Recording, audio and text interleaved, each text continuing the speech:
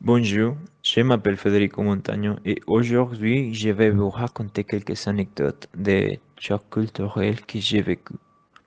Pour commencer, qu'est-ce que c'est un choc culturel?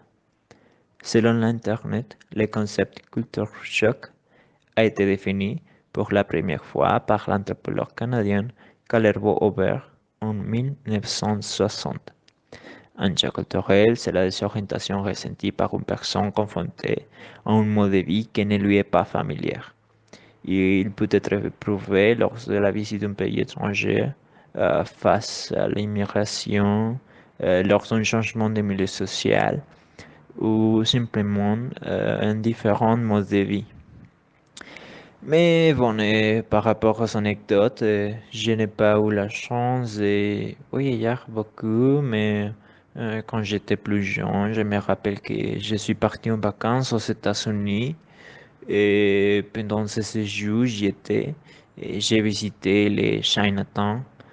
Et dans ces quartiers, il y avait un rue plein de bouchères et de restaurants. Mais bon, je savais que les Chinois mangent des viandes exotiques et j'ai regardé avec étonnement la cuisine chinoise. Mais à ma grande surprise, j'ai découvert qu'ils avaient des canards morts suspendus dans les vitrines. Cela a été terrible pour moi, j'étais très angoissé parce que j'avais des canards comme mascotte chez moi. Et le boire dans cet état, c'est quelque chose que je n'oublierai jamais. J'étais vachement surpris. D'autre part, je crois que les chocs culturels ne sont pas un phénomène exclusivement international. Il y a des chocs culturels à l'intérieur d'un pays, surtout quand il s'agit d'un pays qui c'est multiculturel et vaste, comme c'est le cas du Mexique, comme c'est le cas du Mexique.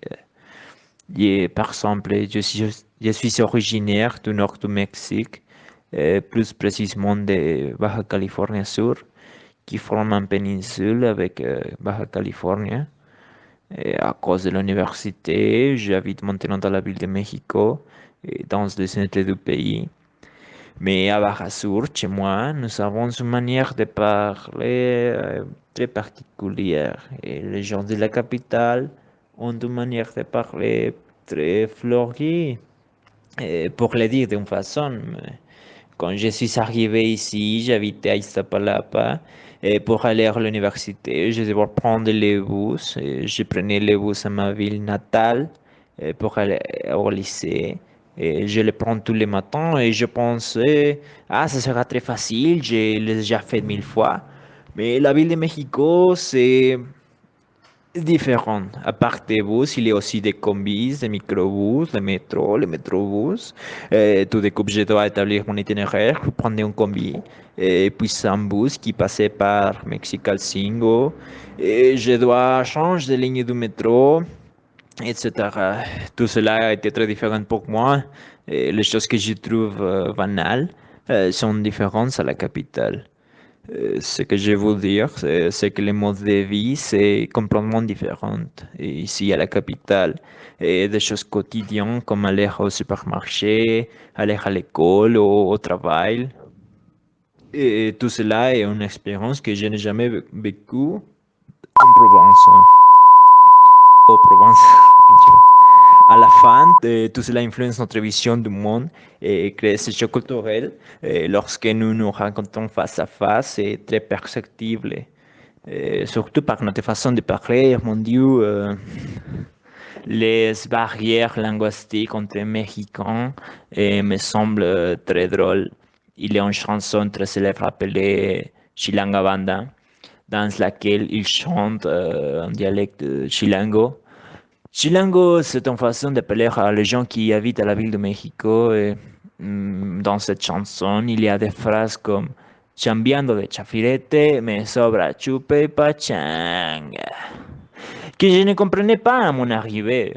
Aujourd'hui, je sais qu'il fait référence aux personnes qui travaillent comme taxistes, ne manquent pas d'alcool et de la fête. Et il y a quelque chose très intéressant que les gens de la capitale appellent Albour.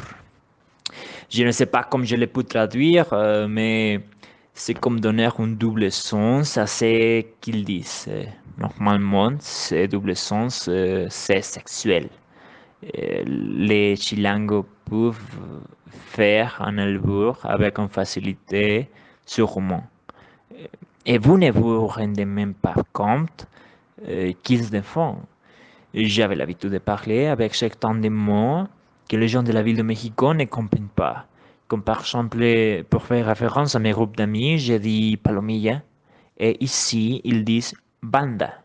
Donc, j'ai dû arrêter de dire palomilla et je dois dire banda.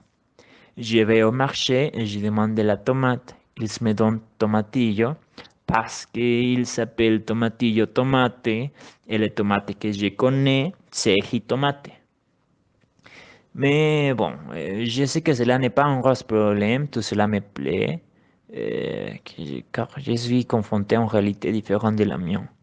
Et j'apprends beaucoup. La réflexion que je veux vous laisser, c'est la suivante. Voir le monde avec des autres yeux peut être très intéressant. Et avec ça, je dis au revoir et merci beaucoup de m'écouter.